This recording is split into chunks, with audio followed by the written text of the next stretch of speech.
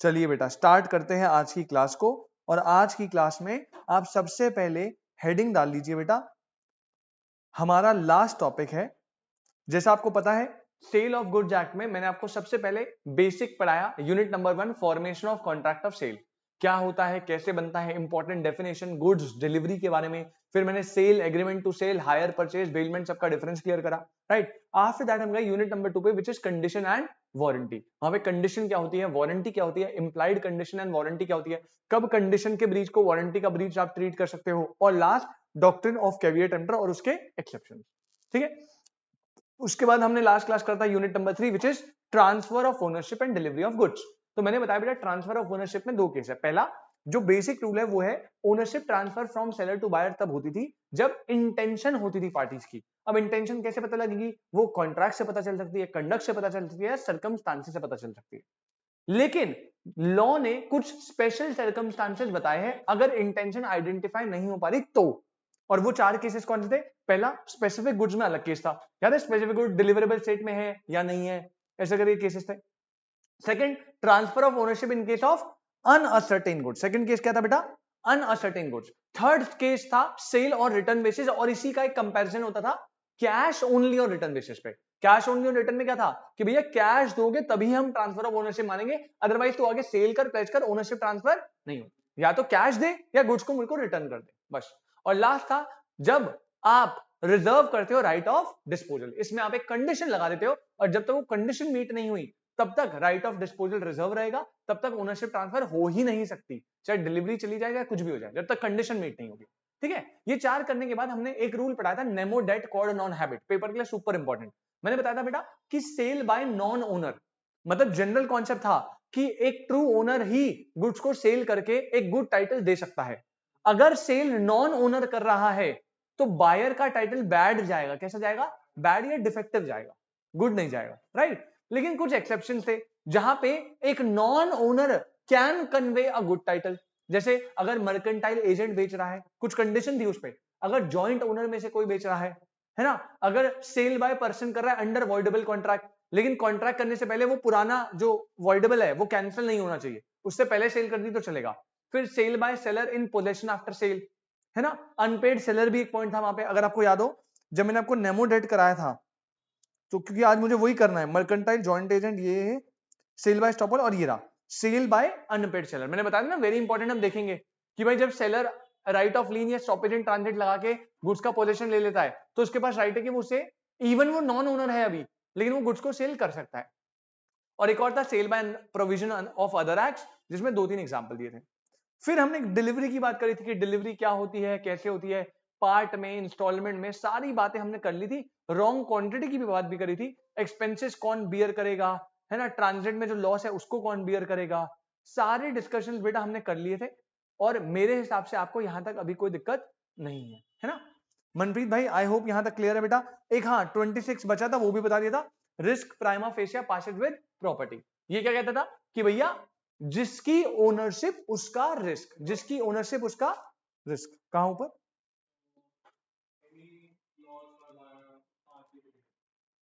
यही था ना लास्ट। और इसके बाद ये भेजा था, ये भी करना था, जिसकी ओनरशिप उसका रिस्क, ये है सेक्शन 26।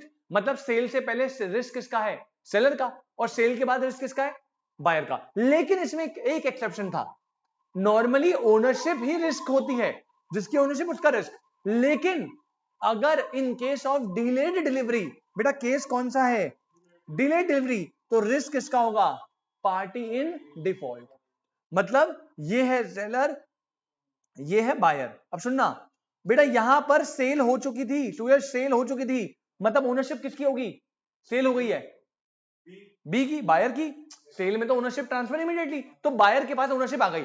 अच्छा, इन भाई साहब ने गुड्स को अभी पोजीशन में रखा हुआ है और ये भाई साहब डिलीवरी करने जा रहे थे, लेकिन डिलीवरी करने में इन्होंने 2 डेज का डिले लगा दिया और 2 डेज के डिले से गुड्स पूरे खराब हो गए।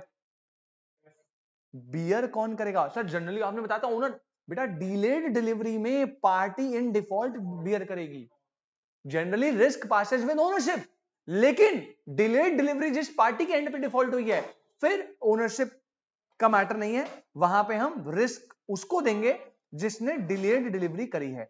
आई होप बेटा यहां तक हमने सारी बातचीत कर ली है। अब एक छोटू सा और प्यारा सा यूनिट, लेकिन छोटू प्यारा बोल के हल्के मत लेना, क्योंकि पेपर में क्वेश्चन आएगा और बहुत ही इजी, बहुत ही स्कोरिंग। क्योंकि इस टॉपिक में से जब भी क्वेश्चन आया कभी केस स्टडी नहीं आई। जनरली देखा गया है अगर 10 बार पूछा गया 10 में से 6 बार वो हमेशा डायरेक्ट पूछता है राइट ऑफ अनपेड सेलर बता दो, बस खत्म। 8 नंबर, 6 नंबर, 4 नंबर, सीधा क्या राइट ऑफ। अब हम देखते धीरे धीरे, पहले अनपेड सेलर क्या होता है, फिर उसके राइट्स कितने टाइप के होते हैं, हर एक टाइप में अलग अलग राइट है। 2 टाइप के राइट होते हैं, एक गुड्स के एक बायर के। तो वो पेपर में क्लियर करेगा कि भाई अगेंस्ट दी बायर बताओ तो वो बताना, अगेंस्ट दी गुड बताओ तो वो बताना, कुछ नहीं बोला तो सारा बताना। ठीक है, वेटेज के अकॉर्डिंग, अगर 8 नंबर का है तो भर भर के बताना पड़ेगा। 4 नंबर में सीधा बोला सब बता दो तो सारे राइट थोड़े थोड़े बताने।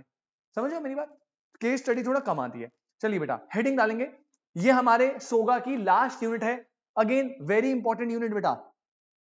यूनिट का नाम है अनपेड सेलर। बेटा यूनिट का नाम है मनप्रीत भाई अनपेड सेलर। बहुत ही ध्यान से, एकदम इजी पीजी टॉपिक।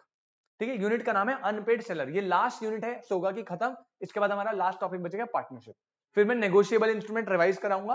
अगर तुझे रिवीजन लेनी हो, रिवीजन में लेनी क्या हो तू लेगा, क्लास में करवाओगे? क्लास में करवाऊं, क्लास में बुला के रिवाइज कराऊंगा ना। हाँ, मनप्रीत भाई का छूटा हुआ है नेगोशिएबल तो वो कर दूंगा, और कॉन्ट्रैक्ट भी परफॉर्मेंस के आगे से भी रिवाइज कराऊंगा, तो तू भी आएगा, तू भी बैठ जाएगी। ठीक है, रिवीजन भी हो जाएगी और वो भी। फिर हम धैड़ पैड़ पूरा जो फेब तक हम पूरा निपटा के, फिर हम पूरा मामला जो है ये टेस्ट मार्च अप्रैल और आधा जो भी मई है 10-15 दिन, उसमें पूरा test series, writing practice, doubt session जो भी होंगे तुम्हारे ऊपर। ठीक है, चलो अब आइए अनपेड सेलर बेटा। अनपेड सेलर पहले मैं समझाना चालू करता हूं, बहुत ध्यान से देखना बेटा। ये हमारा सेलर है मनप्रीत मेरे भाई, ये हमारा बायर है। अब आपको पता है बेटा सेलर जो है वो सेल कर रहा है, क्या कर रहा है, सेल ऑफ गुड्स। सेलर भाई साहब करते हैं सेल ऑफ गुड्स। ठीक है, sale of goods. Sale of goods करने का मतलब क्या है कि ओनरशिप जो है वो ओनरशिप ट्रांसफर कैसे, इमीडिएटली। बेटा सेल में तो क्या होता है, ओनरशिप ट्रांसफर इमीडिएटली। तो टेक्निकली सुरेश भाई सेल ऑफ गुड्स से ओनरशिप ट्रांसफर हो चुकी है, लेकिन आपको पता है बेटा है ना, यहां पे ओनरशिप ट्रांसफर हो गई, लेकिन बायर की अभी एक ऑब्लिगेशन है। क्या ऑब्लिगेशन है, पेमेंट ऑफ प्राइस। भाई आपके पास गुड्स चले गए, सेल हो गई, तो आपको पेमेंट ऑफ प्राइस करनी है। ठीक है, तो बायर, सेलर ने बायर को गुड्स की सेल करी। सेलर भाई साहब ने बोला कि भाई अभी मैं गुड्स का पोजेशन रखता हूं। गुड्स का क्या रखता हूं, पोजेशन अभी मेरे पास है, सेल हो चुकी है, ओनरशिप किसके पास चली गई है, बायर के पास। ओनरशिप बायर के पास है। उसने बोला गुड्स का पोजेशन मेरे पास है, आपको कब चाहिए, तो इसने बायर ने बोला भाई मुझे ना आफ्टर 2 डेज, आज जब सेल हो रही है तो आफ्टर 2 डेज आप मुझे डिलीवरी करवा देना। मैंने बताया था ना ओनरशिप का डिलीवरी पेमेंट से तो कोई लेना देना नहीं है। तो आज सुयश मैं सेलर तू बायर, मैंने गुड्स सेल कर दिए, ओनरशिप तेरे पास चली गई है, लेकिन गुड्स मेरे पास रखे क्योंकि तूने बोला डिलीवरी कब करवाना, 2 दिन बाद मेरे घर पे रखवा देना गुड्स। मैंने कहा ओके, ओनरशिप तेरे पास है, गुड्स मेरे पास है पोजीशन में, राइट। अब भाई साहब यहां पर इन रिटर्न में तुझे करनी थी पेमेंट ऑफ प्राइस, तुझे रिटर्न में क्या करना था, पेमेंट ऑफ प्राइस। अब इसी दौरान 2 दिन बाद जब मैं तुझे गुड्स देता, मुझे पता चला तू हो गया इंसॉल्वेंट। बेटा इसी दौरान तू क्या हो गया, इंसॉल्वेंट। अब ध्यान से सुनना, इंसॉल्वेंट हो गया, ओनरशिप किसके पास है, बायर। गुड्स का पोजीशन किसके पास है, सेलर। बायर अभी क्या हो गया, मतलब ये तो 100% है कि मुझे पेमेंट ऑफ प्राइस, 2 ऑप्शन है, पहला अगर मुझे कैश मिलने वाला था तो वो कैश अब मुझे नहीं मिल सकता, इट इज इम्पॉसिबल, क्योंकि सामने वाला बंदा इंसॉल्वेंट हो गया। या दूसरा ऑप्शन क्या है बेटा, मान ले तूने मुझे एक नेगोशिएबल इंस्ट्रूमेंट दिया था, मान ले बिल ऑफ एक्सचेंज दिया था, क्या दिया था, बिल ऑफ एक्सचेंज, या फिर कोई चेक दिया था, या फिर कोई प्रोमिसरी नोट दिया था। अब ये गारंटी लेकर चलूं कि ड्यू डेट पे ये क्या होगा, डिसऑनर, ड्यू डेट पे 100% ये क्या होगा, अरे इंसॉल्वेंट हो गया ना बायर, तो डिसऑनर ही होना है। जब आपने अंडर अ सेल गुड्स की ओनरशिप ट्रांसफर कर दी है, बदले में बायर ने आपको प्राइस का पेमेंट नहीं करा, या फिर उसका जो नेगोशिएबल इंस्ट्रूमेंट है वो डिसऑनर हो गया, तो this seller will become unpaid seller. Unpaid seller is a person जिसने गुड्स की सेल तो कर दी है, लेकिन अभी उसे पेमेंट ऑफ प्राइस नहीं मिला। मतलब अभी नहीं मिला एज इन मिलेगा ही नहीं, क्योंकि बायर क्या हो गया है, इंसॉल्वेंट। तो अनपेड सेलर सुरेश क्या मैं बोलूं, दो ही कंडीशन में बन सकते हैं। पहला, या तो आपका प्राइस नहीं मिल रहा, या फिर आपका जो नेगोशिएबल इंस्ट्रूमेंट है वो क्या हो गया, डिसऑनर। इन दोनों केस में seller will become unpaid seller. अब मुझे एक बात बता सुरेश, बहुत ध्यान से सोच के बताइए बेटा, तू सेलर के शूज पे अपने आप को रख। तुझे पता है कि इस बंदे से मुझे पैसे घंटा नहीं मिलने वाले, गुड्स मेरे पास पड़े, ऑल्दो ओनरशिप उसके पास है, अबे आग लगा ओनरशिप, गुड्स मेरे पास पड़े पोजीशन में, तू क्या करेगा, गुड्स रोक लूंगा। पहला केस तूने क्या बोला, गुड्स रोक लूंगा, भाई मैं नहीं दे रहा गुड्स, ओनरशिप जाए बाहर में जा कर ले केस। क्योंकि भाई आपको ऑलरेडी पता है जब तक पेमेंट ऑफ प्राइस नहीं मिली, तो बेटा उस साइड से अगर परफॉर्मेंस नहीं हो रही, तो हम भी तो रिसेशन, याद है ना, अगर वो परफॉर्मेंस नहीं दे रहा, हम भी नहीं कर रहे परफॉर्मेंस। ओनरशिप कोर्ट में लॉ मेकर कह रहा है कि अगर ओनरशिप ट्रांसफर हो, it doesn't matter, unpaid seller अगर आप बन चुके हो, बस कंडीशन क्या है, गुड्स का पोजीशन किसके पास होना चाहिए, आपके पास। देख अगर तूने गुड्स भी दे दिए, पोजीशन भी और ओनरशिप भी दे दी, तब तो तू कुछ कर ही नहीं सकता, तब तो बस तू एक काम कर सकता है, शूट कर दे, फिर जितनी भी रिकवरी होगी वही होगी। लेकिन अभी केस क्या है, केस समझो, केस ये है कि सेल में ओनरशिप ट्रांसफर हो चुकी है, लेकिन गुड्स का पोजीशन किसके पास है, सेलर के पास, ये केस है। तो पहला तरीका तूने अभी बोला कि सर मैं गुड्स को रोक लूंगा, इसे बोलते हैं राइट ऑफ लीन। ये क्या है, पहला राइट ऑफ लीन, कि भाई मैं गुड्स नहीं दे रहा, गुड्स मेरे पास है और मेरे पास ही रहेंगे। दूसरा केस, अगर मान ले तूने गुड्स 2 दिन हो गए, तूने गुड्स को डिलीवरी में भेजा, और अभी गुड्स ट्रांजिट में थे, किस में थे बेटा, तूने अपने कैरियर को दिए जो तेरे टेम्पो वाला, तूने कहा भाई ये गुड्स है मुंबई पहुंचाने, जा भेज दे, 2 दिन बाद डिलीवरी है, तूने भेज दिया। जैसे ही तूने उसे भेजा, वो निकला ही था, बॉर्डर क्रॉस कर रहा था, तब तक तुझे पता लगा बाहर इंस्टॉलमेंट हो गया। अब देख गुड्स का पोजीशन तेरे पास नहीं है, लेकिन तेरे ट्रांजिट में है, कैरियर के पास। अब तू क्या करेगा, अपने टेम्पो वाले को कॉल करा, हेलो भाई गुड्स डिलीवर मत कर, वापस ले आ। समझ रहा है, इसे बोलते हैं सेकंड राइट। पहला था राइट ऑफ लीन, उसमें ना तेरे हाथ पे ही थे गुड्स, निकले नहीं थे। सेकंड है right of stoppage in transit. अब तूने या तो लीन लगा दिया कि मेरे थे मेरे पास ही रहेंगे, रास्ते से मंगा लिया मान ले स्टॉपेज ऑफ ट्रांजिट। और थर्ड केस लॉ कहता है कि अगर आपने दोनों करके कुछ गुड्स को अपने पास वापस ले लिया, तो फिर आपके पास थर्ड राइट भी एक और है, that is called right of resale. Right of, फिर मैं उन गुड्स को किसी और को भेजूंगा जो मुझे प्राइस देगा। ठीक है, तो मैं तो थोड़ा आगे चला गया एग्जांपल में, राइट्स भी थोड़े एक्सप्लेन कर दिए। ऑल्दो राइट्स में कुछ कॉम्प्लिकेटेड नहीं, एकदम सिंपल है। अगर मुझे पता है पैसे नहीं मिलने वाले, गुड्स मेरे पास है, तो मैं गुड्स को रोक लूंगा, गुड्स बीच में होंगे तो बीच से वापस मंगवा लूंगा, और नया बायर ढूंढ के उन्हें भेज दूंगा। सिंपल है भाई, चैप्टर में कोई दमी नहीं है। तो यहाँ पे ये आपका पहला तो सिनेरियो, आप अभी अब अनपेड सेलर का मतलब समझो। समझ आया अनपेड सेलर का मतलब, मनप्रीत बेटा अनपेड सेलर का मीनिंग क्लियर है। अनपेड सेलर वो व्यक्ति है जिसने सेल कर दी है, लेकिन उसे पेमेंट ऑफ प्राइस अब नहीं हो पा रही। अनपेड सेलर बनने के दो ही तरीके हैं, पहला या तो आपको पेमेंट ऑफ प्राइस नहीं मिल रही, या फिर आपका negotiable instrument will become dishonour. Manpreet बेटा समझ आया, यस सर। चलिए तो मैं अनपेड सेलर का मीनिंग आपको बताना जो है चालू करता हूं बेटा। आ जाओ भाई, लिखेंगे बेटा। पॉइंट नंबर 1 लिखना, in a contract of cell,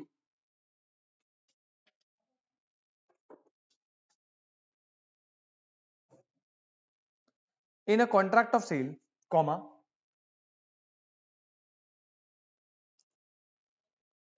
if seller is under an obligation to deliver the goods,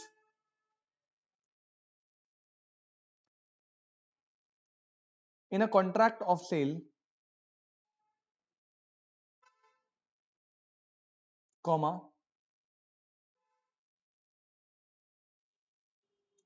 if seller is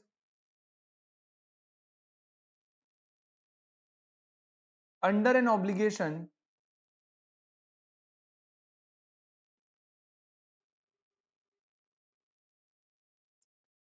to deliver goods,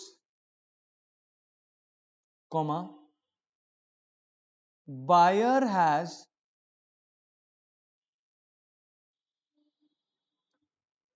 to pay for it. Contract of sale में सेलर अगर obligation में है कि उसे goods को deliver करना है, तो बायर की ऑब्लिगेशन क्या है कि उसे उसके लिए पे करना है. दोनों की ऑब्लिगेशन लाती है ना. Point number 2, in case buyer fails or refuses to pay, the seller fail or refuses to pay, the seller. Hello भैया, कैसे हो भैया? बहुत बढ़िया.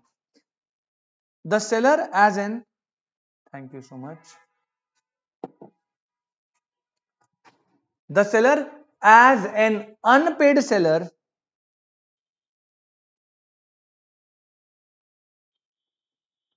shall have certain rights. Shall have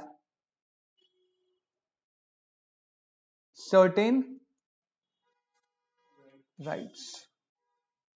समझे बेटा? क्लियर है एकदम? ठीक है. ये पूरा अनपेड सेलर, जब आप क्वेश्चन स्टार्ट करोगे तो आपको एक्सप्लेन करना पहले अनपेड सेलर का मीनिंग क्या है, फिर आप राइट्स पे जाइएगा. थोड़ा तो बताना पड़ेगा. ठीक है, नेक्स्ट लिखना.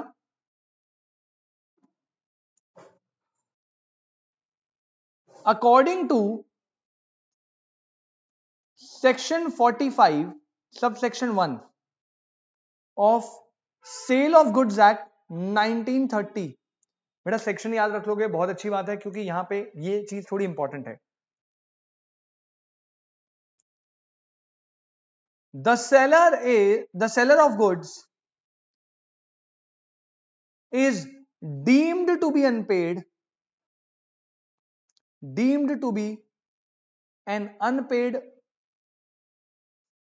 deemed to be an unpaid seller when, बेटा सेलर को हम डीम्ड मानेंगे कि वो अनपेड है. सुरेश, 2 कंडीशन बताई थी बेटा, कौन कौन सी है? पहला, जब उसे पेमेंट ऑफ प्राइस ना मिले या नेगोशिएबल इंस्ट्रूमेंट जितने भी है वो डिसऑनर हो जाए. इन दोनों केसेस में हम अनपेड सेलर को डीम्ड मानते हैं. क्या मानते हैं? डीम्ड मानते हैं कि वो सेलर अनपेड हो गया है. और जैसे अनपेड हुआ तो उसके पास राइट्स आ जाएंगे, जो राइट्स बताए थे. ठीक है. When number 1,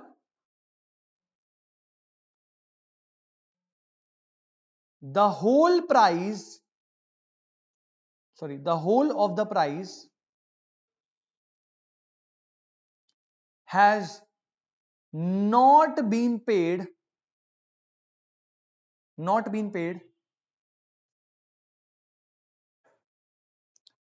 and number 2,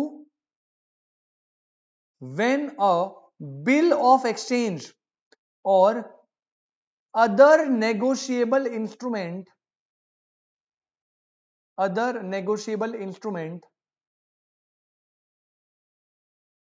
has been received as conditional payment.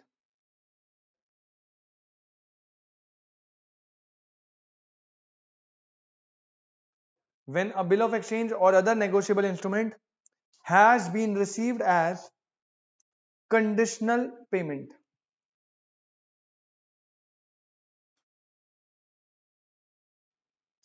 And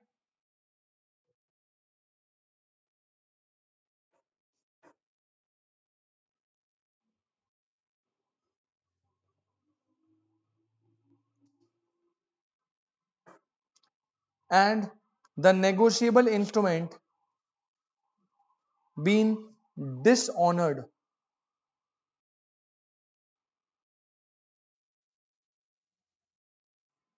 or otherwise.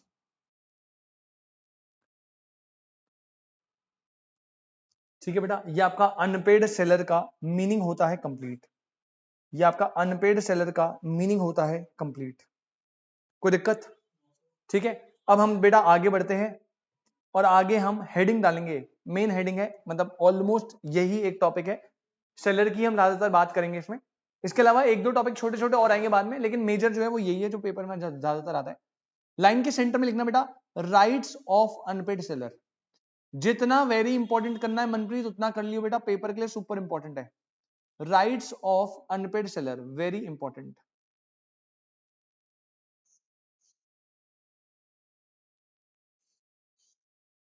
Rights of unpaid seller बेटा, अनपेड सेलर के लॉ ने, सेल ऑफ गुड्स एक्ट ने दो राइट दिए।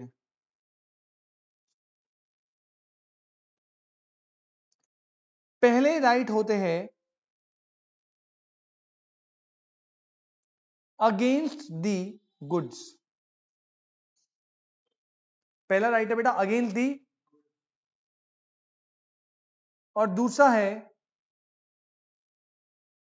Against the buyer. I hope आपको समझ आ रहा है वो कब कब होगा। वैसे मैं बता दूं बेटा, देख अगेंस्ट दी गुड्स राइट कब आते हैं? अगेंस्ट दी गुड्स राइट आपको तब मिलेंगे जब पोजेशन ऑफ गुड्स जो है वो किसके पास है? सेलर के पास। ओनरशिप तो है ही नहीं, ओनरशिप तो बायर के पास चले गई क्योंकि सेल हो गई। लेकिन अगर अभी भी गुड्स का पोजेशन कहीं हद तक आपके पास है तो फिर आप पहले कौन से राइट एक्सरसाइज करोगे? अगेंस्ट दी गुड्स वाले करते हैं। लेकिन अगर मान ले ओनरशिप भी गई और जो पोजेशन है, ऐसे कहीं बुक में लिखा नहीं है तभी मैंने ब्रैकेट में लिखा है, अगर पोजेशन ऑफ गुड्स जो है वो किसके पास चला गया? बायर के पास। अब देख सुयश क्या होगा, ओनरशिप भी बायर की हो गई, तूने गुड्स भी बायर को ही दे दिए। बेटा अब क्या तू गुड्स को लीन लगा सकता है, रोक सकता है? अबे गुड्स तो गए ऑलरेडी, अब तू क्या करेगा? केस करेगा। हाँ, किसके लिए शूट करेगा? नॉन पेमेंट ऑफ प्राइस के लिए। तो प्राइस दे भाई, मेरा शूट कर दे, यही तो चीज है। तो यहां पे आपके अनपेड सेल को दो राइट दिए, एक अगेंस्ट द गुड्स और एक against the buyer. Against the goods generally कहीं लिखा नहीं है लॉ में, लेकिन लॉजिकली वो तभी लगा सकता है जब गुड्स का पोजीशन या तो उसके पास है या फिर ट्रांजिट में है, बायर के पास नहीं गया। लेकिन अगर बायर के पास पोजीशन चला गया है तो फिर वो अगेंस्ट द गुड्स वाला राइट लगा ही नहीं सकता। आई रिपीट, अगर बायर के पास पोजीशन चला गया तो right of unpaid seller against the goods applicable नहीं है। फिर कौन से वाले? Against the buyer only. Paper में जब डायरेक्ट क्वेश्चन आएगा तो आपको बता देगा अगेंस्ट द गुड्स बताने, अगेंस्ट द बायर नहीं, तो दो सारे बताओ। अच्छा, अब ना ऑल्दो मैं पढ़ाऊंगा नहीं, लेकिन मैं डिवाइड करवा रहा हूं, जब आप बुक में देखो ताकि आप कंफ्यूज ना हो जाओ। अगेंस्ट दी गुड्स जो है इनको भी दो पार्ट में डिवाइड करा है। ऑल्दो बुक में कोई ज्यादा जस्टिफिकेशन कुछ बताया नहीं है, आपको मैं जितना बताऊंगा प्लीज उतना ही पढ़िएगा, उतना ही लिख कर आइएगा। कोई भी रेलेवेंस नहीं है, इतना कुछ इंपॉर्टेंट नहीं है। ऑलरेडी हमारे पास कंटेंट की बेटा बिल्कुल भी कमी नहीं है, तो मैं आपको कंटेंट बढ़ाना नहीं चाहता फालतू ज्यादा। अगेंस्ट दी गुड्स को ना आपकी बुक में दो पार्ट में डिवाइड करा है। पहला, number 1, when the property in goods passed, और दूसरा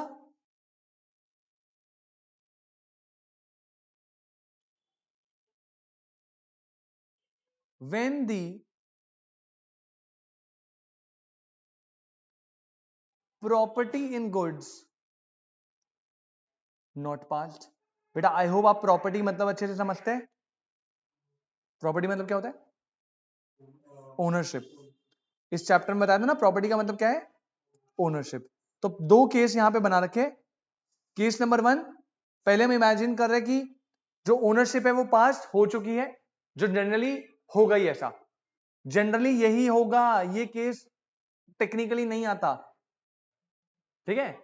क्योंकि सेल हो गई है तो ओनरशिप तो इमीडिएटली ट्रांसफर होगी ना। तो नॉर्मल केस यही वाला है और मैं यही पढ़ाऊंगा, ये वाला अपने को पढ़ना भी नहीं है।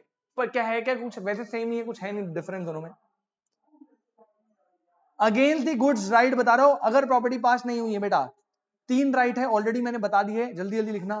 पहला होता है right of lean of goods, इस साइड वाले में लिखना।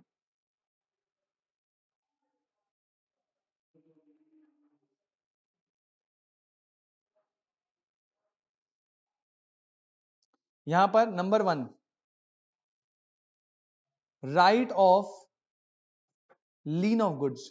यार तूने कॉन्ट्रैक्ट पढ़ा होगा बेटा, तूने लीन पहले भी पढ़ा था, जनरल लीन, पर्टिकुलर लीन, है ना, आया था ना? हाँ, तो लीन का मतलब मैं दोबारा बता दूंगा। पॉइंट नंबर 2, सेकंड होता है right of stoppage in transit. बेटा बहुत इंपॉर्टेंट है, बहुत important, right of stoppage in transit. और नंबर 3 बेटा जब आप ये दोनों लगा दोगे उसके बाद आता है right of resale. Third right आपके पास सिर्फ तभी आएगा जब आप फर्स्ट या सेकंड राइट में से कोई एक पहले एक्सरसाइज करोगे, ठीक है? अभी बताऊंगा क्यों। लेकिन अगर अगेंस्ट द गुड्स की बात हो और ये वाला केस नहीं आएगा, पहले बता रहा हूं। जब भी क्वेश्चन में लिखना हो और आपको बोले कि बताओ अगेंस्ट द गुड्स क्या होते हैं, तो सिर्फ 3 ही राइट लिखने हैं, ये तीनों बस। बुक में दिया, कंफ्यूजन ना हो तब मैं पूरा बता रहा हूं, अदरवाइज मैं पढ़ाऊंगा उधर से वही वाले बस, ठीक है ना? और वैसे क्या होता है बेटा, अगर प्रॉपर्टी नहीं हुई तो यहां पे एक लिख लो बस, एडिशनली। एडिशनली का मतलब क्या है सुयश? एडिशनली का मतलब क्या है? हाँ, ये 3 तो मिलेंगे ही मिलेंगे। अगर प्रॉपर्टी पास नहीं है तो एडिशनली आपको एक और राइट मिलता है, which is right of with holding delivery. Right of with holding delivery, ठीक है? मतलब यहां पे आपके पास 4 राइट होते टोटल। कितने राइट होते हैं? 4। इधर के 3 तो होंगे, साथ में एक राइट आता है होल्डिंग डिलीवरी का। ये कुछ और चीज है, हाँ, बट वही बात वही है कि हमें सिर्फ 3 ही पढ़ने हैं, हमें ज्यादा सब्जेक्ट मैटर से बाहर नहीं जाना, ठीक है? तो ये है right of unpaid seller against the goods. I hope this is clear. Against the buyer की अगर मैं बात करूं तो बेटा इतना सिंपल है, इतना सिंपल है, मैं क्या बताऊं, कुछ बताने को है नहीं। नंबर 1 अगेंस्ट द बायर में बता रहा हूं अभी, against the buyer 3 right simple से। पहला, right to sue for price. Number 2, right to sue for damages. और number 3, right to sue for interest. क्या कोई पॉइंट बताने की भी जरूरत है? बेटा अगर अगले बंदे ने आपको पेमेंट नहीं करी, आपने गुड्स भी दे दिए, वो भी दे दिए, तो आप कोर्ट में केस करोगे किसके लिए? भैया सबसे पहले मुझे क्या दे दे भाई, मेरा प्राइस दे दे। अगर तेरे उससे मुझे कोई डैमेज हो रहा है, मान ले तेरे को गुड्स दिए, उससे मुझे कोई डैमेज हो गया, तो वो डैमेज मांगूंगा। और तूने 4 महीने बाद मुझे पेमेंट करी, तो वो जो पेमेंट का 4 महीने का ड्यू डेट इंटरेस्ट है, क्या वो इंटरेस्ट नहीं मांगूंगा मैं आपसे? मांगूंगा। ये तो आपको नेगोशिएबल इंस्ट्रूमेंट में भी पढ़ाया था, याद है आपको? Rule as to compensation, negotiable का एकदम लास्ट टॉपिक था, बिल्कुल लास्ट क्लास में मनप्रीत ने भी पढ़ा था ये। तुम्हारे मन करता है इतना याद है। अगर नेगोशिएबल इंस्ट्रूमेंट डिसऑनर हो जाता है तो आप एक्शन लेते हो ड्यू अमाउंट के लिए, नोटिंग चार्जेस है ना, वो सारे चार्जेस, और इंटरेस्ट भी, और वो भी स्पेसिफाइड रेट बताया था कि 18% इंटरेस्ट रेट पे आपको अमाउंट पे देना पड़ेगा। तो ये था, तो वैसे ही है, प्राइस, डैमेज, इंटरेस्ट, तीनों। पहले बताओ भाई, सारे राइट समझ आ गए? अभी हमें मेनली जो पढ़ना है पेपर के लिए सबसे इंपॉर्टेंट वो ये 3 है इधर वाले, ठीक है? और कभी कभार अगेंस्ट द बायर भी एग्जाम में आए तो ये है, ये वाले को तो छोड़ ही दो, तो वो पढ़ने अगेंस्ट द गुड्स, ये होता है अगेंस्ट द बायर। और ये पढ़ा के हमारा मेजर चैप्टर खत्म हो जाएगा, फिर जो टॉपिक बचेंगे छोटू छोटू टॉपिक है थोड़े से। समझ आया? सुरेश मनप्रीत भाई कोई डाउट तो प्लीज बताइए। ये था आपका अनपेड सेलर के राइट्स, ठीक है? अब आप एक काम करिए, सबसे पहले हेडिंग डालिए बेटा,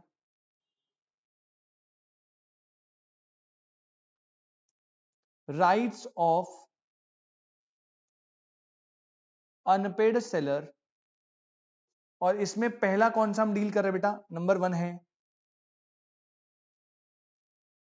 against the what? Goods. Right of unpaid seller against the goods. ये अगेंस्ट दी गुड्स की बात हो रही है बेटा, अगेंस्ट दी गुड्स की बात हो रही है,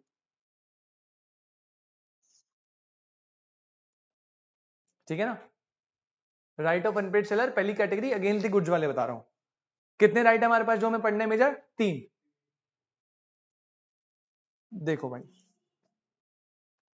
पहले मैं आपको लॉजिकली बता देता हूं, बिल्कुल सिंपल सी बात। पहला होता है राइट ऑफ लीन। पहले मैं अपने लेवल पे, एकदम छोटे लेवल पे सिंप्लीफाई कर देता हूं। मुझे जैसे ही पता लगा सामने वाला बायर इंसॉल्वेंट हो चुका है, गुड्स मेरे पास पड़े हैं, तो क्या मैं अपने टेम्पू वाले तक भी वो गुड्स जाने दूंगा? मैं कहूंगा बायर को, सुन भाई मुझे पता है तू इंस्टॉलमेंट है, गुड्स मेरे पास है और मैं उनके पोजीशन को रिटेन कर रहा हूं। क्या कर रहा हूं? रिटेन का मतलब क्या है? मेरे पास है और मेरे पास ही रहेंगे। दैट इज कॉल्ड पोजीशन को रिटेन करना। इसे बोलते हैं राइट ऑफ लीन। क्या बोलते हैं? Right of. आपको याद है ये टॉपिक हमने कहां पढ़ा था बेटा? मैंने पढ़ाया था कि जब आपका पॉनर एंड पॉनी, प्लेज में बताया था, पॉनर ने गुड्स दिए पॉनी को, है ना, इसने क्या दिया? इसको लोन दिया। इसने क्या दिया? इसे गोल्ड दे दिया। अब मान लो लोन की रिपेमेंट में पॉनर ने डिफॉल्ट कर दिया, तो याद है पॉनी के पास राइट था कि वो लीन लगा सकता है। लीन का मतलब ये जो गोल्ड है ये मेरे पास रखा था और अब ये मेरे पास ही रखा रहेगा। या तो तू लोन की पेमेंट कर या तो मैं इसे गोल्ड को होल्ड करके रखूंगा भाई। इसे बोलते हैं लीन। पहला केस समझ आया?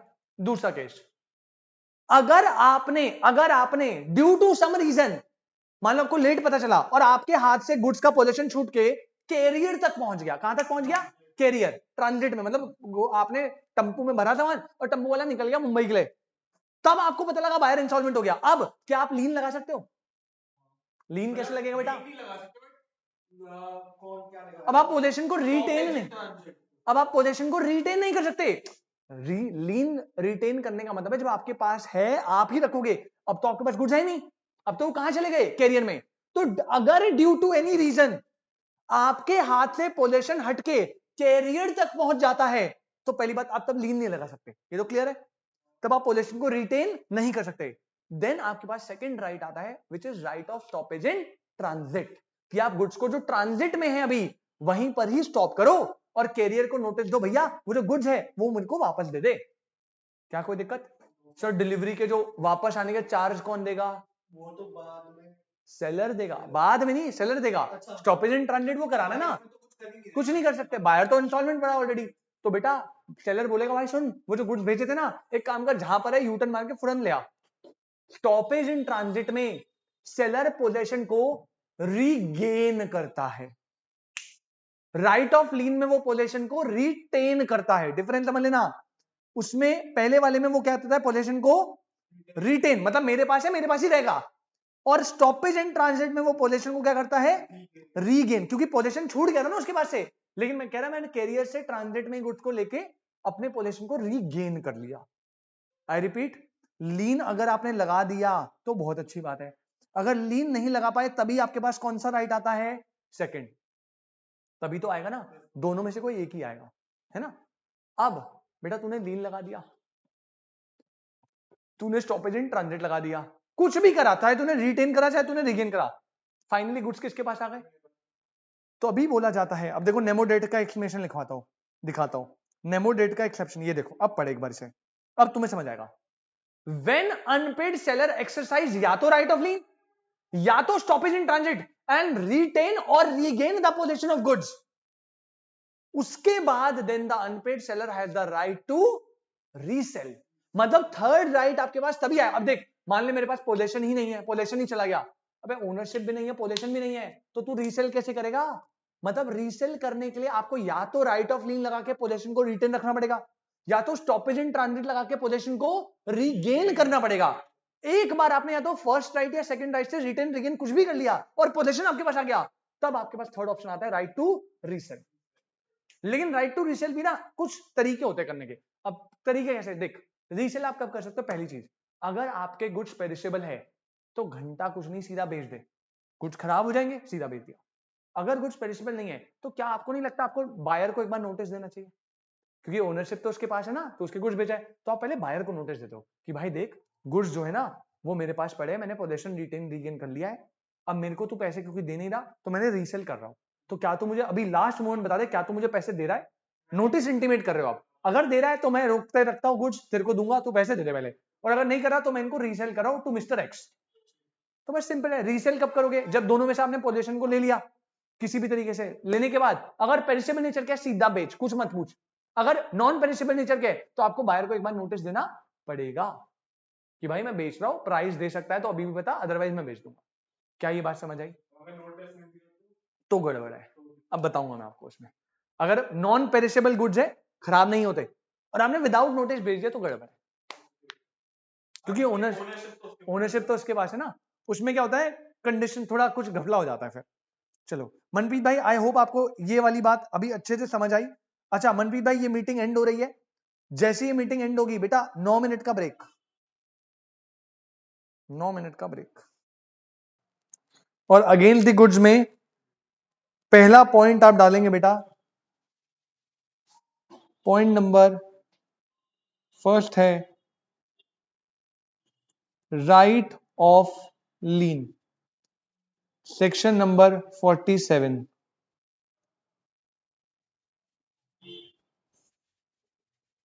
ठीक है भाई, फट भाई, फट पॉइंट पॉइंट में लिखेंगे सारे पॉइंट, ठीक है, पॉइंट्स में करेंगे। Point number 1 right of lien, सबसे पहले लिखो बेटा, an unpaid seller has a right of lien on the goods. An unpaid seller has a right of lien on the goods for the price while he is in possession, comma. An unpaid seller has a right of lien on the goods for the price when while he is in possession until the payment of the price of such good. ठीक है भाई, बहुत simple point है, बहुत simple language है, आराम से आप समझ जाओगे। कह रहे अनपेड सेलर के पास राइट है, राइट ऑफ लीन, जो वो गुड्स पे लगा सकता है और अपने पास पोजीशन रख सकता है जब तक पेमेंट ऑफ प्राइस ना मिल जाए। पेमेंट ऑफ प्राइस मिल जाए फिर आप लीन को रिलीज कर दो। Point number 2, it is the right to retain the position. बेटा प्लीज इसे अंडरलाइन कर लेना, ये कीवर्ड मुझे चाहिए आंसर में आपके, अदरवाइज आपके मार्क्स कटेंगे। It is the right to retain, word है रिटेन, स्टॉपेज इन ट्रांजिट में क्या होता है, रीगेन होता है वहां पे, क्योंकि आपके हाथ से एक बार निकल गया position. Right to retain the possession of the goods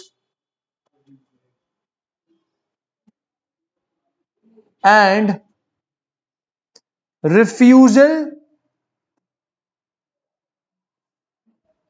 to deliver them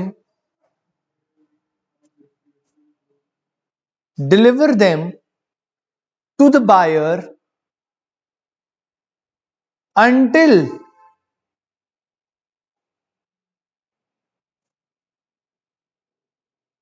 the price due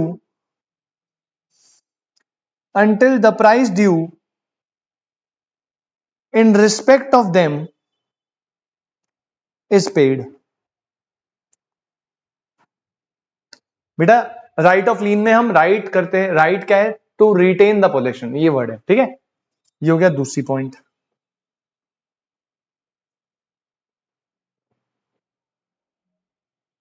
point number 3, ये एक हेडिंग है, point number 3 is a heading, ठीक है।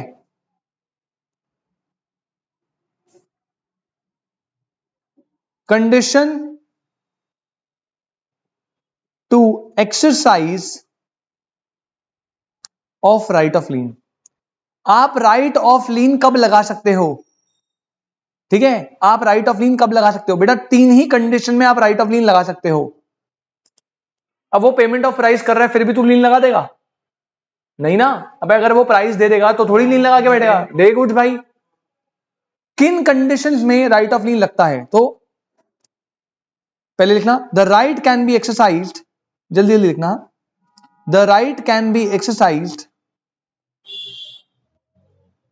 By him in the following cases only, in the following cases only। Number 1, कब कब लगा सकते हो आप, where goods have been sold, where goods have been sold without any stipulation, without any stipulation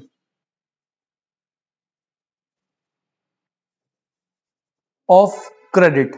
तो condition number 1 बेटा, कोई credit की स्टिपुलेशन नहीं होनी चाहिए, कोई क्रेडिट की स्टिपुलेशन नहीं होनी चाहिए। इसका मतलब क्या है, ब्रैकेट में लिख लो cash sales only, cash sales only. This is point number 1। ठीक है, अगर आपने क्रेडिट की स्टिपुलेशन डाली तो वो प्राइस क्यों पे करेगा भाई। अब तू कह रहा है 3 महीने का क्रेडिट है और तू पोजेशन रिटेन करके बैठा है 3 महीने तक, भाई ये क्या बात हुई। पहली बात तो कैश सेल्स होनी चाहिए, है ना। अब क्रेडिट सेल में अगर आप कर रहे हो तो यार सुरेश तूने ही तो अलाउ करा है ना 3 महीने बाद पेमेंट, तो अभी गुड्स दे उसे फिर। तो यहां पे पहली बात आपको जो है गुड्स को शोल्ड करना है without any condition of credit. Credit नहीं होना चाहिए, कैश सेल्स में होना चाहिए, तभी आप रिटेन कर सकते हो। बट एक चीज बताओ, जैसे हमें पैसे नहीं मिले, हम फिर भी उसको डिलीवर कर रहे हैं, तो वो भी तो एक तरीके से क्रेडिट ही हो गया। बेटा नहीं नहीं नहीं, बात हुई थी कैश सेल की, पैसे नहीं मिले फिर भी तू डिलीवर करा तो तेरी गलती है ना। जैसे ओनरशिप 2 दिन पहले ट्रांसफर हो गई, हाँ, फिर गुड्स की पोजीशन ट्रांसफर करनी, तो क्रेडिट क्यों होगी? नहीं नहीं नहीं भाई, यहां पे क्रेडिट का मतलब है कॉन्ट्रैक्टिंग ही क्रेडिट बेसिस पे हो रही है, डिसाइड ही हुआ है कि भाई हम आज गुड्स आपको दे रहे हैं, ओनरशिप हो जाएगी और पैसे आप 3 महीने बाद दे देना। तो 3 महीने तक तू क्या पोजीशन रिटेन करके बैठेगा कि भाई पेमेंट ऑफ प्राइस नहीं है। अबे तूने खुद क्रेडिट के लिए अग्री करा है, तो रिटेन ऑफ पोजीशन तब होगा जब आपने कैश पे डील करा है, कैश के लिए आपने ओके बोला। पॉइंट नंबर 2, या फिर when where goods have been sold on credit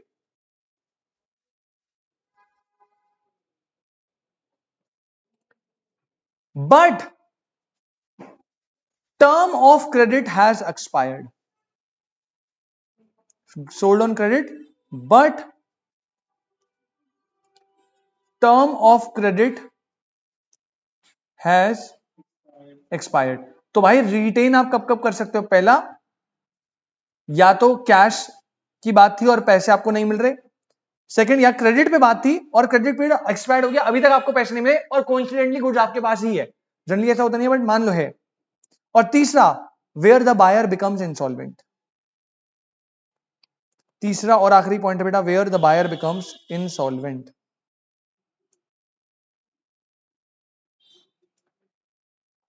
point number 3, thank you so much भैया। पता नहीं भैया, मेरे पे कनेक्ट होके ऐसा ही होता है बचपन पहले से, ऐसे ही होता है, बहुत टाइम से ऐसे ही हो रहा है। ये ना PC2, ये क्या होता है ना, PC टू PC डिफर करता है, ऐसा होता है इसमें। मतलब ये शायद सेटिंग से में भी चेंज हो जाए, लेकिन जिसके PC पे फिर सेट हुआ होगा ना उसके में खराब हो जाएगा, ऐसा होता है। फिर उनके में बढ़ाने लग जाएगा। हाँ, वो ना PC टू PC डिपेंड करता है, आपने जिसके अकॉर्डिंग सेट, अगर मैंने सेट कर दिया अपने अकॉर्डिंग तो उनके में फिर बिगड़ जाएगा, उनके में ज्यादा जूम लाएगा, तभी मैं छेड़ता नहीं। Where the buyer becomes insolvent, ठीक है। सर सेकंड पॉइंट क्रेडिट, अरे भैया सिंपल सी बात बेटा, तू राइट ऑफ लीन कब लगाएगा, 3 ही कंडीशन में ना, पहला तूने कैश सेल्स करी और कैश नहीं मिला, या तूने क्रेडिट पे बेचा लेकिन क्रेडिट का टर्म क्या हो गया, एक्सपायर्ड, अभी तक पैसे नहीं मिले, या तुझे पता लग गया बायर ही क्या हो गया, तो मतलब पैसे मिलने नहीं वाले। तीनों सिचुएशन में ही आप लाइट ऑफ लीन लगाओगे। पहला कैश सेल्स पे डिसाइड था, कैश नहीं मिल रहा, दूसरा क्रेडिट पे डिसाइड था, क्रेडिट का टर्म खत्म हो गया, अभी तक पैसे नहीं मिले, और तीसरा बायर ही इंसॉल्वेंट हो गया। इन तीनों केस के होने पर ही आप राइट ऑफ लीन लगाओगे। ऐसे नहीं कि आपने बोला था 2 दिन में पेमेंट करता हूं, कुछ ना ही 2 दिन खत्म हुए ना ही बायर इंसॉल्वेंट हो, तू पहले से ही रिटेन करके बैठ गया। पता लगना चाहिए भाई, रिटेन मतलब आप कर रहे हो कि बायर इंसॉल्वेंट हो गया तब कर लिया रिटेन, अपनी मर्जी से नहीं ऐसे ही कर दिया। चलिए, तो ये हो गई कंडीशन टू एक्सरसाइज, ठीक है मनप्रीत, आई होप आपको क्लियर है बेटा। आगे बोलता है, नेक्स्ट लिखना, कितने पॉइंट हो गए, 3 पॉइंट हो गए ना राइट ऑफ लीन के। अब देखो तुम्हें ना चूज करना पड़ेगा कितना कंटेंट लिखना है। अगर बोले right of unpaid seller against the goods बताओ, 3 पॉइंट है और 8 नंबर का क्वेश्चन है भाई, तो तुझे भरना पड़ेगा एक एक को। अगर तुझे पूछा पूरा राइट ऑफ लीन बताओ, ओ पूरा राइट ऑफ अनपेड सेलर बताओ, गुड्स का भी बायर का भी। 8 नंबर का क्वेश्चन है, तो थोड़ा कंटेंट कम कर, जैसे कंडीशन का कुछ ब्रीफिंग में लिख दे थोड़ा ऊपर ऊपर से, ऐसे करके करना पड़ेगा। सर क्रेडिट सेल करी है और पोजीशन ट्रांसफर हो गई तो उसमें क्या होगा? बेटा फिर तो नहीं हो सकता ना, फिर तो रिटेन लगा ही नहीं सकता तू। यहां पे हम सारे केसेस में कंसिडर एक ही चीज करके चलेंगे कि अभी पोजीशन आपके पास है, मैंने पहले ही ऊपर क्लियर कर दिया था। अब देखो इधर लिखा हुआ है मैंने, पोजीशन किसके पास होना चाहिए इस केस में? सेलर के पास। हम अज्यूम करके चल रहे हैं, अगर पोजीशन चला गया बेटा फिर तो अब तू इनमें से कुछ कर ही नहीं सकता ना, फिर तू इन वाले में जाएगा। हाँ जी सुरेश आप कुछ बोल रहे थे। अरे सर वो छोड़ो, वो मैं कह रहा था साहब मेरा पेपर तो चेक कर दो, वो छोड़ो वो। यार ट्रेनिंग में ना मैं पक्कर दूंगा यार। नहीं कोई दिक्कत नहीं है सर, अभी उसके एग्जाम ऐसे हो गए जाएंगे कॉन्ट्रैक्ट से, कॉन्ट्रैक्ट के मतलब चैप्टर्स के एग्जाम तो होंगे ना। हाँ हाँ अभी 2 के, तब तक हाँ हो जाएगा, तो टेंशन ना लियो, करके पक्का दे दूंगा। मुझे पता है थोड़ा ज्यादा लेट हो गया यार वो। अच्छा पॉइंट नंबर 3 डालो बेटा, point number 4 sorry, right of lien में point number 4,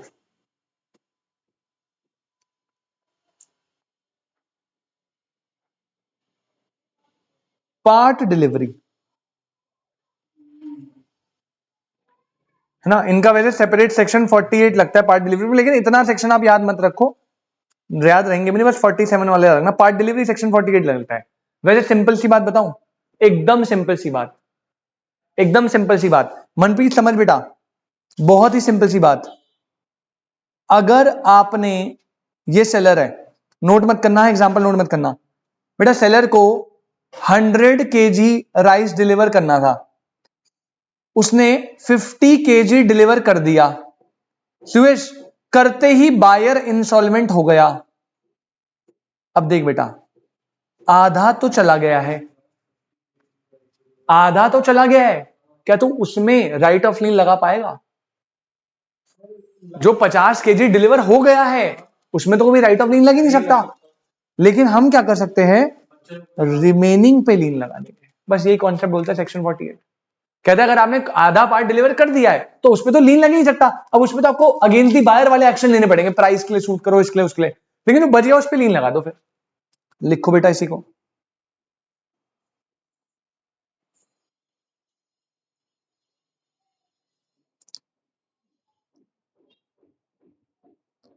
when an unpaid seller has made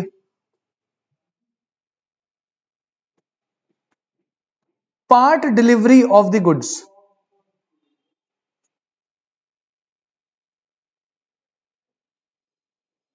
comma,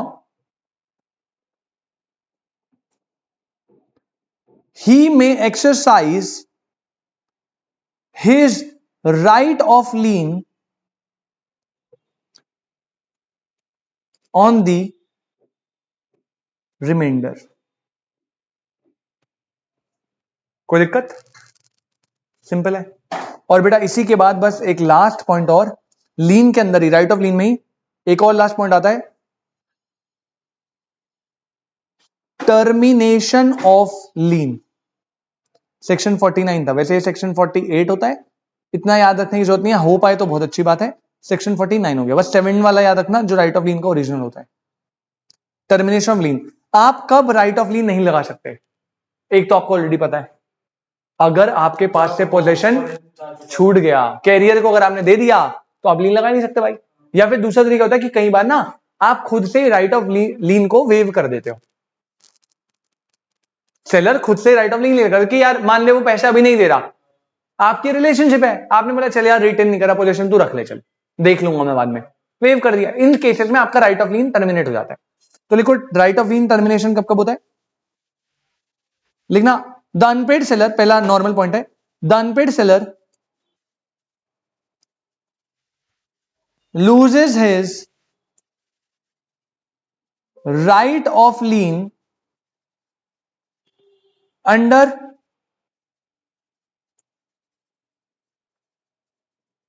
following circumstances।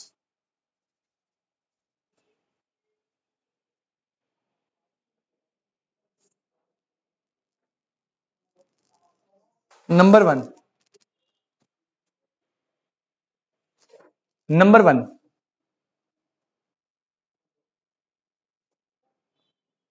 when he deliver the goods to a carrier or other bailee for transmission to the buyer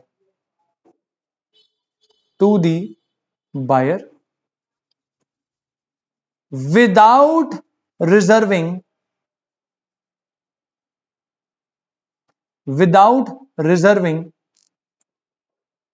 right of disposal। बेटा आप ना यहां पे याद रखना, important बात क्या है, आपने गुड्स को डिलीवर करा कैरियर को ताकि वो बायर को दे पाए, लेकिन लास्ट में लिखा है without reserving right of disposal.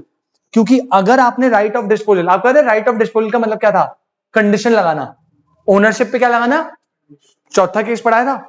अगर आपने राइट ऑफ डिस्पोजल रिजर्व रखा, उससे पता है क्या इंपैक्ट पड़ेगा, ओनरशिप जाएगी नहीं। मान लो मैंने गुड्स कैरियर को दे दिए और कैरियर वो बायर को देने जा रहा है और मैंने राइट ऑफ डिस्पोजल रिजर्व रखा है, अगर बायर इंसॉल्वेंट हो गया तो मैं क्या करूंगा, सीधा जाऊंगा उसके पास और गुड्स उससे छीन लूंगा। बोल बेटा क्यों नहीं कर सकते? हाँ क्या पढ़ा होगा सर?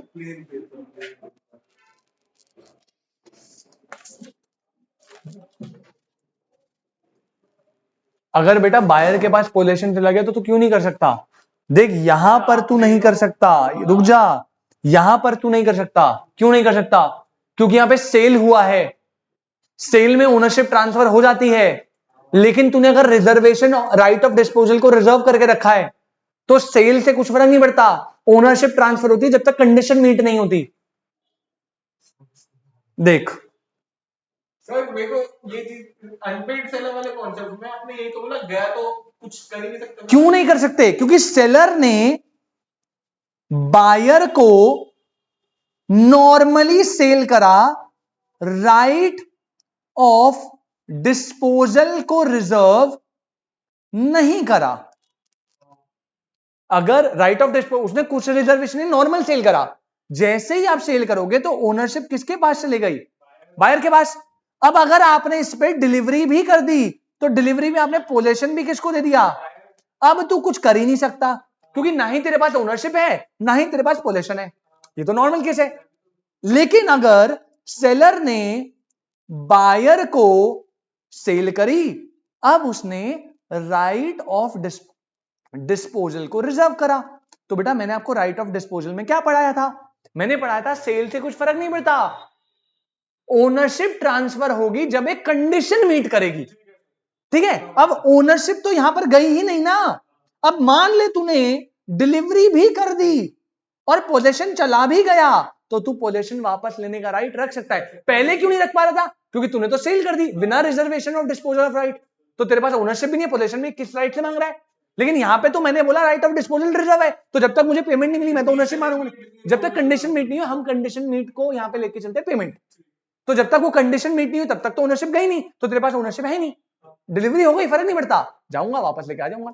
अब देख यहां पे तभी क्लियरली बोला हुआ है कि आप टर्मिनेशन कब हो जाएगा, जब आपने गुड्स कैरियर को दे दिए बिना राइट ऑफ डिस्पोजल को रिजर्व रखे। ठीक है, राइट ऑफ डिस्पोजल नहीं रिजर्व रखा, आपने ऐसे दे दिए, ले जा, कोई दिक्कत नहीं है, आपने दिए कैरियर को और कैरियर पे जाते ही आप राइट ऑफ लीन खो गए।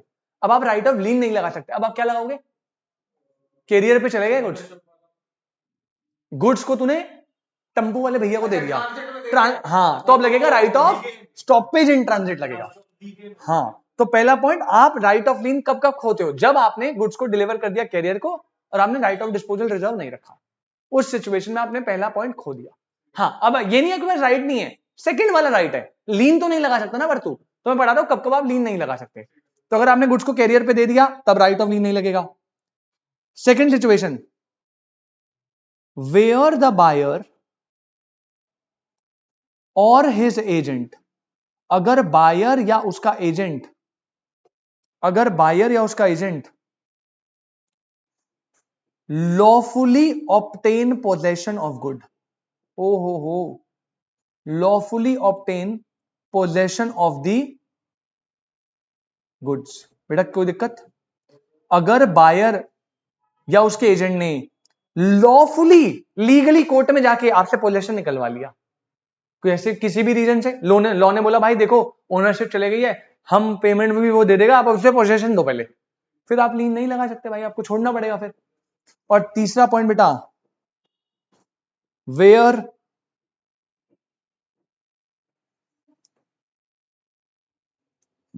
The seller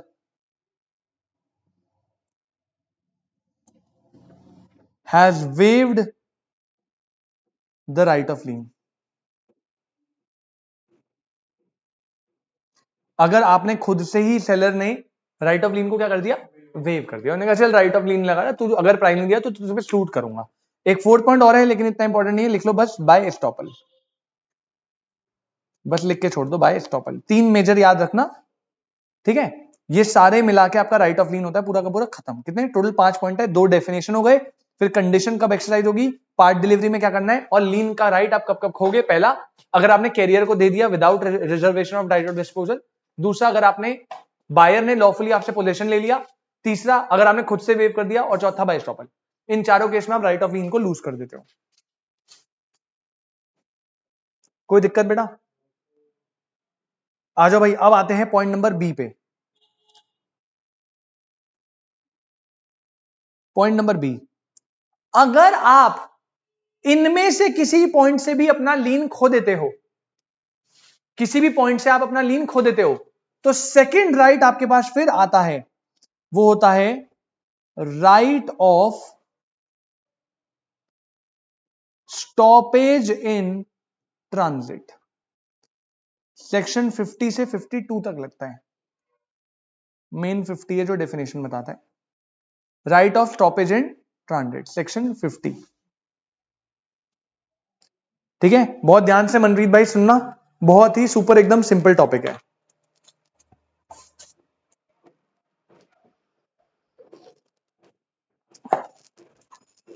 right of stoppage in transit, पहली बात समझ आ गई? ये राइट तब मिलेगा जब आपने पहला राइट क्या कर दिया, लूज। अदरवाइज तू तो रिटेन ही करेगा ना, ये तब होगा जब पहला लूज कर दिया, कैरियर को दे दिया आपने। इसमें आप ट्रांजिट से पोजेशन को रिटेन करोगे, रिटेन करोगे, रीगेन करेंगे, क्योंकि आपके पास चला गया, अब आप उसे रीगेन करोगे। कैरियर को बोलोगे भाई सुन, एक काम कर, जो भी ट्रांजिट में जहां पर भी है यू टर्न ले और वापस से पोजीशन मेरे को दे। वो बायर इंस्टॉलमेंट हो गया, पैसे नहीं देगा। अब कैरियर वाला हो सकता है कहेगा सर अभी आप गए, अब आप कैंसिल करवा रहे हो, लोडिंग अनलोडिंग चार्जेस पूरे लगेंगे, तो वो डैमेजेस भी किसको बेयर करने पड़ेंगे, सेलर को, क्योंकि वो रीगेन करवा रहा है ना, मजबूरी सेलर की है। तो लिखो भाई point number 1, the right of stoppage in transit means the right of stopping the goods, the right of stopping the goods while they are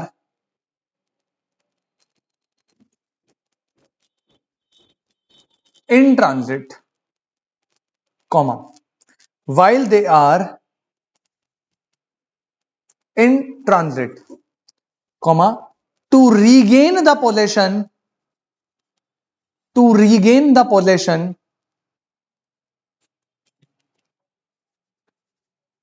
and to regain the possession and retain till the full price is paid। Manpreet भाई कहीं पर भी कोई doubt हो बेटा please एक बार बता दीजिएगा, ठीक है? आप यहां पे पोजीशन को रीगेन करते हो और फिर तब तक होल्ड करके रखोगे जब तक फुल प्राइस नहीं मिले, तो आप रीगेन करते हो यहां पे बेसिकली, और गुड्स को स्टॉपेज कराते हो ट्रांजिट में। पॉइंट नंबर 2, पॉइंट नंबर 2 लिखना, when the unpaid seller,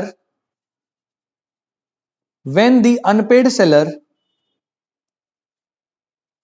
has, when the unpaid seller has parted with the goods, parted मतलब उसके हाथ से निकल गए, parted with the goods to a carrier and the buyer has become insolvent. मतलब आपने seller के हाथ से गुड्स निकाल के आपने किसको दे दी, कैरियर को, और उसी टाइम पर buyer will become, buyer has become insolvent, comma he can exercise this right of asking the carrier to return the goods back, to return the goods back, or not to deliver the goods to the buyer, not to deliver the goods to the buyer। Simple है बेटा, meaning, meaning simple है।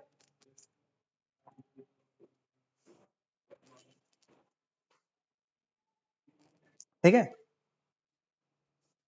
Point number 3 लिखना,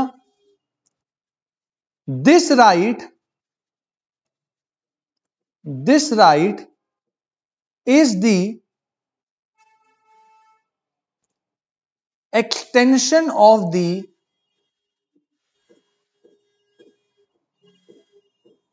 right of lien, this right is the extension of the right of lean.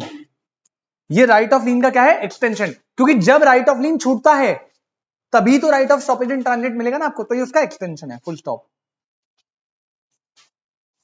Next point number 4,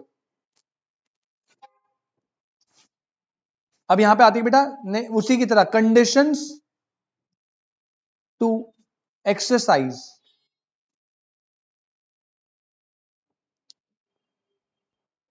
right of stoppage in transit, right of stoppage in transit.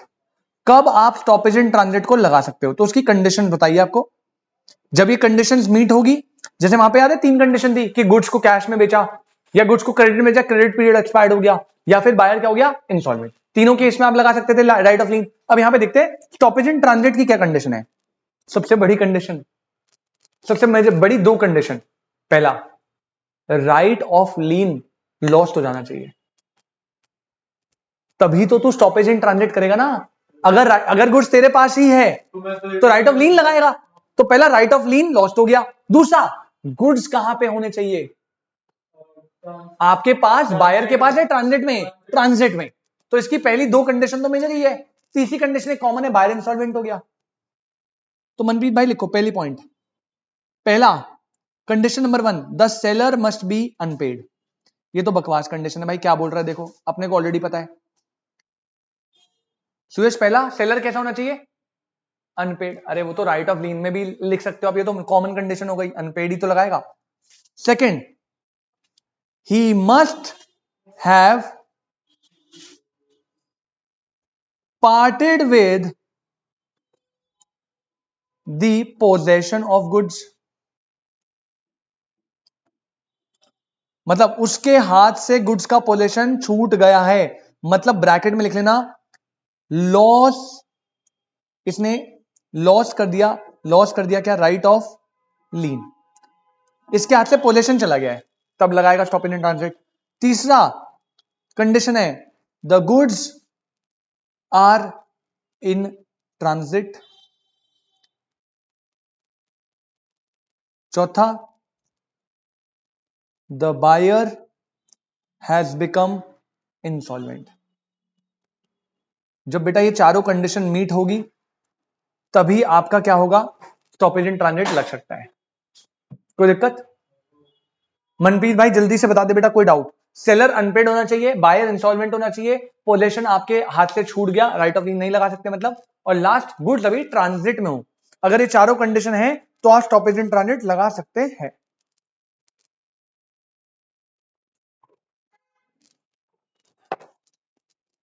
बढ़िया जी।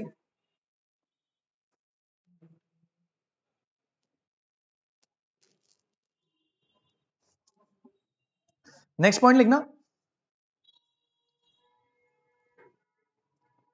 Duration of transit. तो ये थोड़ा नकली सा point है, कह रहे ट्रांजिट का ड्यूरेशन क्या होगा। अरे यार तुम बता दो ट्रांजिट का मतलब क्या होता है, सुरेश बताएगा बेटा ट्रांजिट क्या होगा। दिल्ली और मुंबई के बीच में जब आपके पास से सेलर के पास से गुड्स क्या हो गए हैं, डिलीवर यहां से, और यहां पर वो किसके पास है, कैरियर या फिर बेली के पास है, और इधर बायर या उसका ऑथराइज्ड एजेंट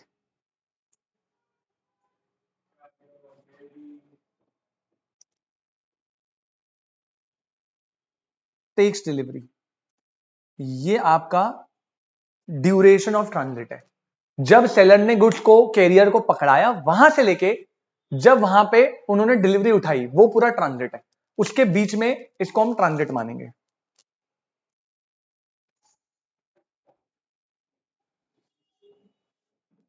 कभी पेन रखा है?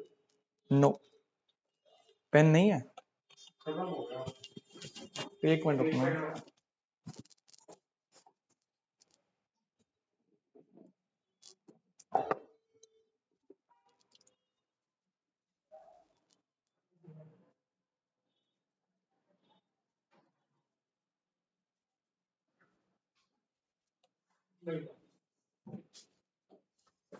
ठीक है, और ये जो री डिलीवरी होगी सेलर पे, इसकी कॉस्ट कौन बियर करता है,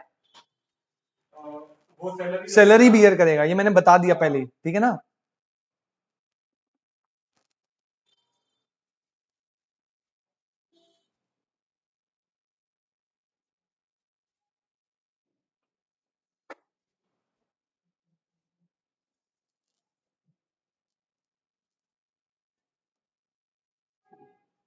पहले बताइए यहां तक कोई दिक्कत। बेटा ये आपका स्टॉपेज इन ट्रांजिट है, ठीक है। जब तू बुक में देखेगा सुरेश कंटेंट थोड़ा और भी दिखेगा, जैसे वहां पे एक कंटेंट दे रखा है कि राइट ऑफ लीन और स्टॉपेज इन ट्रांजिट का डिफरेंस है, डिफरेंस दे रखा है, तो वो डिफरेंस आप खुद भी लिख सकते हो। अदरवाइज डिफरेंस आया तो पहले इसे समझाना फिर इसे, क्योंकि वो बेसिस वाला टेबल नहीं दिया हुआ। तो मॉड्यूल वाले क्या करते हैं, जब जिसमें बेसिस वाला टेबल दिया है उसको वैसे बताना है। जैसे मैंने सेल एग्रीमेंट टू सेल में बनाया, क्यों, क्योंकि वहां पे वैसे ही दिया हुआ है। लेकिन यहां पर भी ना आपको ऐसे ही आंसर दिया हुआ है, ये वाले पॉइंट लिखे हुए फिर ये वाले, तो उनका जब आप पेपर में करोगे तो आप इसमें ऐसे ही कर सकते हो, कोई डिफरेंस नहीं। ठीक है, चलिए। तो ये बेटा हमारे दो राइट खत्म होते हैं, कौन कौन से, राइट ऑफ लीन पहला खत्म हो गया, second right of stoppage in transit बेटा दूसरा खत्म हो गया। और अब आता है last point which is right of resale, right of. अब ये पॉइंट मैं बस ये पॉइंट कराऊंगा फिर हम क्लास को खत्म कर रहे हैं। ये हमारा गुड्स वाले पूरे खत्म, ठीक है, गुड्स वाले पूरे खत्म। आपको पेपर में वो नहीं बताना गुड्स पास हुए नहीं हुए, कुछ नहीं, या फिर ऊपर आप बता सकते हो बट एक्सप्लेनेशन में आप तीन ही बताएंगे बस। ठीक है, अगली क्लास अगेंस्ट द बायर और जो एक छोटा टॉपिक बताया ना ऑक्शन सेल वगैरह, वो करा के चैप्टर खत्म हो जाएगा। लास्ट हेडिंग डालो बेटा, point number C, right of resale. छोटा सा point number C, right of resale. अब पहली बात तो आप ध्यान से सुन लो। अब देखो ये जो अनपेड सेलर है, क्या ये ओनर है गुड्स का या नॉन ओनर है, ये रहा बेटा, ये रहा बेटा। अरे ओनर तो बायर है ना, अनपेड सेलर एक नॉन ओनर है। लेकिन मैंने बताया था ना कुछ एक्सेप्शन में non owner can convey a good title, और उसका 6 पॉइंट यही तो था, अनपेड सेलर। अगर सेलर अनपेड हो गया और उसने रिटेन या रीगेन कर लिया पोजीशन, अगर पोजीशन हाथ से चला गया तब नहीं हो सकता ये। इसमें कंडीशन है, पहला सेलर हमेशा अनपेड होना चाहिए। कैसा होना चाहिए, कंडीशन नंबर 2, उसने राइट ऑफ लीन लगा के या स्टॉपेज इन ट्रांजिट लगा के या तो रिटेन कर लिया पोजीशन या रीगेन कर लिया है। तीसरा पॉइंट, अगर ऐसा हो गया तभी सेलर इवन नॉन ओनर होते हुए भी कन्वे कर सकता है गुड टाइटल। एक्सेप्शन में डाला ना। अब आपको मेरे हिसाब से कंप्लीट क्लियरिटी आ गई उस वाले पॉइंट की भी। तो राइट ऑफ रीसेल में बस आप इतना लिख लीजिए, an unpaid seller can resell the goods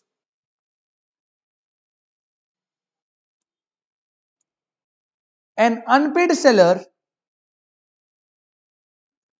can resell the goods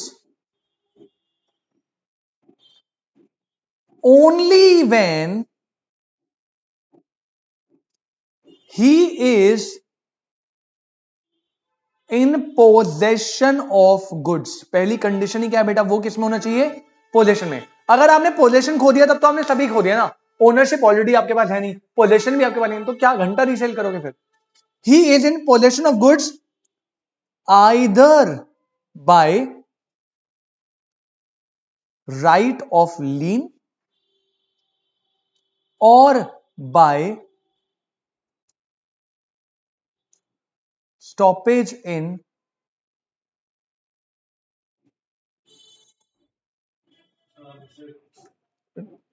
इन दोनों में से अगर आपने पोजीशन रख लिया तभी आप लगा सकते हो। तो कंडीशन समझो बेटा, या तो तू पहले फर्स्ट लगाएगा या तो तू सेकंड लगाएगा, है ना। और अगर फर्स्ट और सेकंड लगा के आपके पास पोजीशन आ गया तभी आप थर्ड लगाओगे। मनप्रीत भाई मेरे हिसाब से क्लियरिटी मिल रही है, एक बार फिर रिपीट कराओ। दो केस है, अगर आपके पास गुड्स का पोजीशन है तो हमेशा याद रखना ये वाले पॉइंट लगेंगे, पोजीशन चला गया तो ये वाले पॉइंट लगेंगे। अब आपके पास गुड्स का पोजीशन है, पोजीशन कैसे आएगा, या तो फर्स्ट से आएगा या फिर सेकंड से आएगा। जैसे भी आपने पोजीशन लिया फर्स्ट या सेकंड से, उसके बाद ही आपको कौन सा राइट मिलेगा, थर्ड राइट। अब बात आती है सर कि गुड्स को सेल कैसे कर सकता है, वो तो सर ओनर ही नहीं है। तो बेटा इसमें ना कुछ आप कंडीशन दे रखी है, कुछ कंडीशन दे रहे हैं, हाँ एक्सेप्शन में तो है, लेकिन यहां पे भी ना एक फॉर्मेट है, ऐसे नहीं बस रीसेल कर दिया क्योंकि तू नॉन अनपेड सेलर है। तरीका है बेटा, देखो अब देखो ऐसे चार्ट की फॉर्म में कराऊंगा, फटाफट कर लेना साथ साथ, ठीक है। लाइन के सेंटर में लिखो, अब देखो जब भी रीसेल होगी, ये रीसेल है बाय अनपेड सेलर, तो बेटा रीसेल में दो सिचुएशन बन सकती है। सुरेश कितनी सिचुएशन बनेगी बेटा total, there are two situation जब भी रीसेल होगी, 1 and 2। पहली है बेटा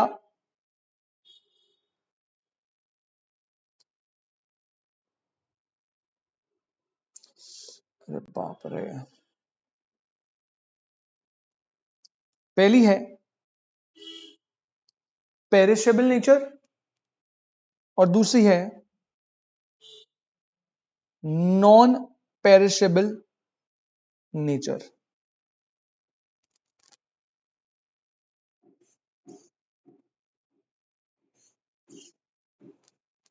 चलो ठीक है, 5 मिनट दो बेटा, 1 मिनट इसको कनेक्ट ही करें।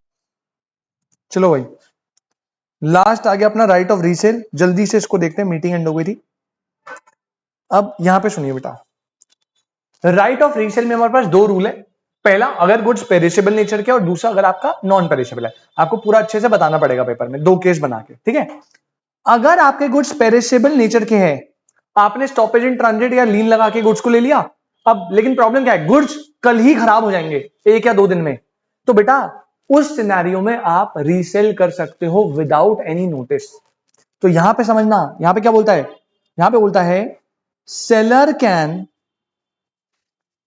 Can resell the goods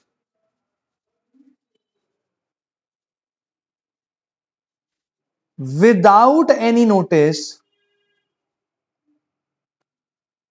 to the buyer. मतलब ब्रैकेट में लिख लो बेटा, इसका मतलब है नो नीड टू इन्फॉर्म।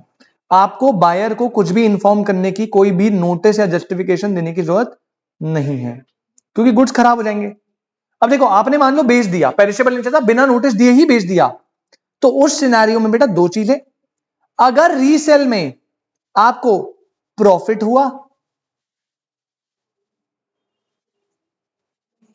पहला केस, अगर आपने रीसेल करा उसमें आपको या तो प्रॉफिट होगा या लॉस होगा, दो ही केस है।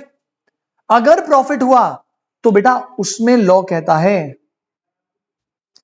प्रॉफिट के सिचुएशन में प्रॉफिट होगा ओनली सेलर का, अगर प्रॉफिट होता है ओनली सेलर का। और अगर लॉस हो गया तो बेटा आपने अनपेड था, मेरा गुड्स पेरिशेबल का था भाई, मैंने बेच दिया, लॉस हुआ, तो आप इसे रिकवर कर सकते हो किससे, फ्रॉम बायर। एकदम सिंपल और इजी से केस है भाई। आई होप पेरिशेबल में कोई दिक्कत नहीं है ना। अगर नॉन पेरिशेबल है, अब इसमें 3 केस बनते हैं। अगर आपका गुड नॉन पेरिशेबल है और आपने पेमेंट नहीं करी, अनपेड सेलर ने पोजीशन पकड़ लिया, तो वो रीसेल कर सकता है। 3 केस है, 1, 2 3। सबसे पहला कह रहा है seller can resell the goods normally by, कैसे seller can resell the goods, कैसे, by giving a notice to buyer, giving a notice to the buyer. बेटा यहां पे आप रीसेल कर सकते हो, बस आपको बायर को नोटिस देना पड़ेगा, ठीक है। दूसरा केस,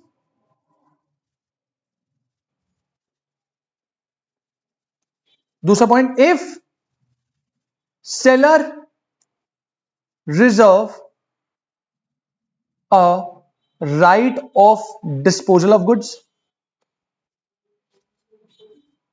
तब सिचुएशन लोगी। और तीसरा, अगर आपने सेल कर दिया without notice, seller give no notice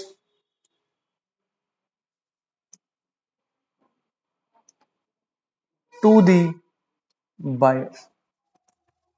अब देखो भैया सिंपल सा सीन, गुड्स थे नॉन पेरिशेबल नेचर के। पहला रूल जो नॉर्मली आपको करना चाहिए, आपको गुड्स को रीसेल करना है, लेकिन उससे पहले बायर को क्या देना है, नोटिस।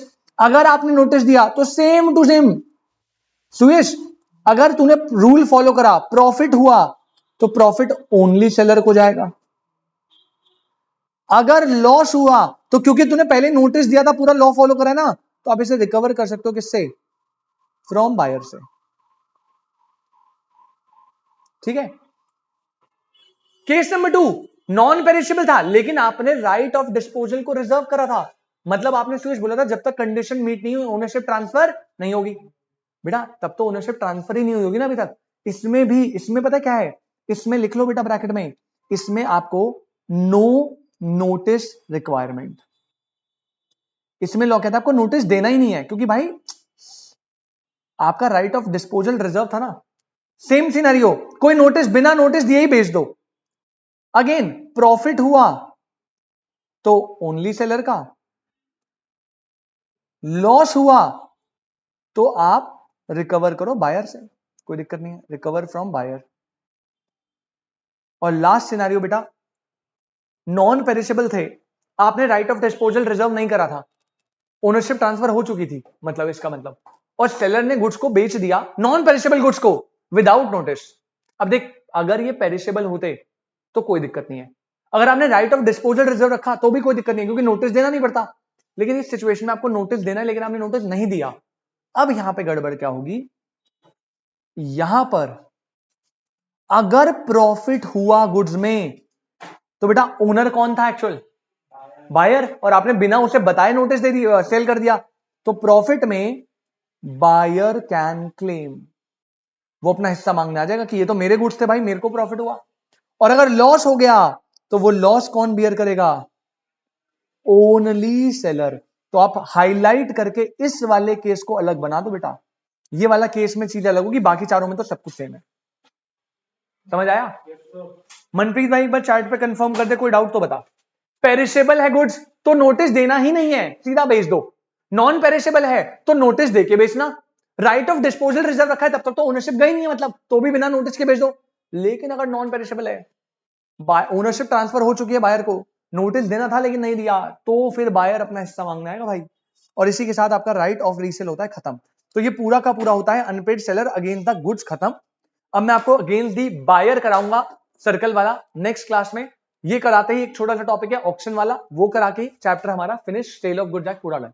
मेरे हिसाब से 10 लेक्चर लगे टोटल मिला के, उसमें हमने पूरा शो कर लिया। 15 से 16 नंबर तक का आ जाता है, 15 या 18 नंबर का, तो आप चेक करके रखिएगा अच्छे से। चलो भाई मनप्रीत, नेक्स्ट क्लास मिलते हैं, thank you so much, tata bye bye. इसी के साथ ये हमारा आज की क्लास फिनिश।